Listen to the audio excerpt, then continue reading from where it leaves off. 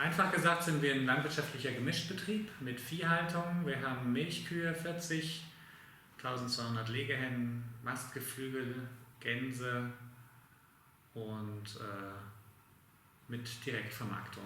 Und wir veredeln unsere Produkte in der Bäckerei und in der Käserei und tatsächlich zu 80% unserer Milch wird über unseren Hofladen direkt vermarktet in Form von 30 verschiedenen Milchprodukten.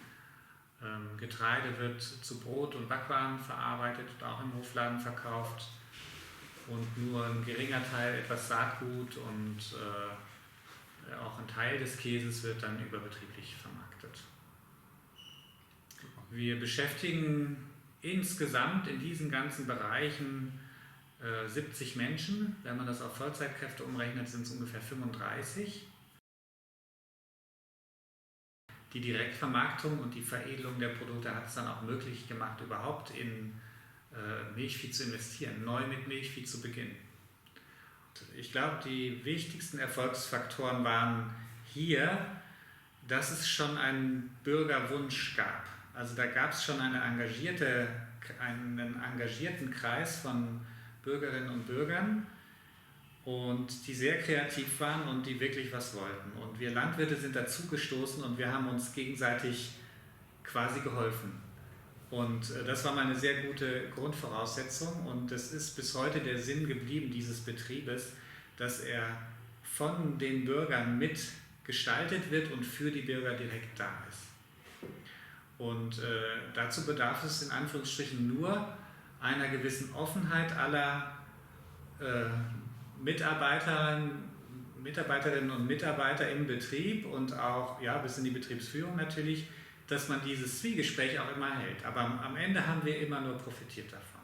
Und eine Direktvermarktung geht gar nicht ohne das Kundengespräch, das ist ja klar. Und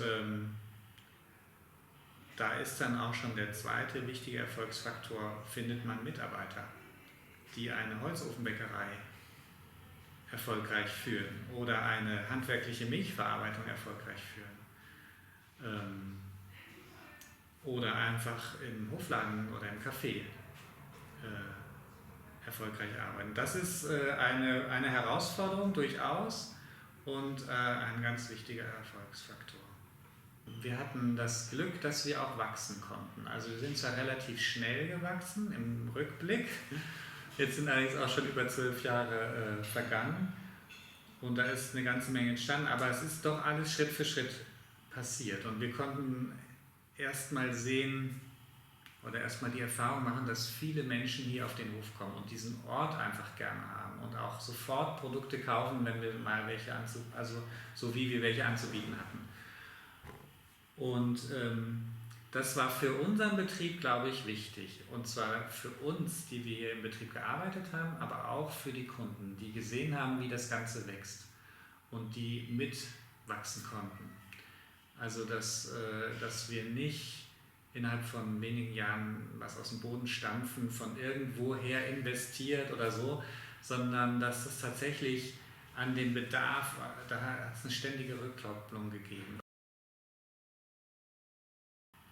Ja, das ist ja immer ein bisschen schwierig, aber in dem gerade genannten Sinne könnte ich empfehlen, dass man versucht, das wachsen zu lassen und gut darauf achtet, was kommt mir alles entgegen und komme ich auch den Menschen entgegen. Also auch ein Betrieb vielleicht, der nicht so intensiv Direktvermarktung betreiben möchte, dass man versucht abzuspüren, wo wird mein Produkt am Ende landen und wie kann ich diesen Weg noch überblicken. Kann ich den überblicken oder wie weit kann ich ihn auch mitgestalten und was kommt mir da entgegen? Also was kommt da für ein Potenzial entgegen?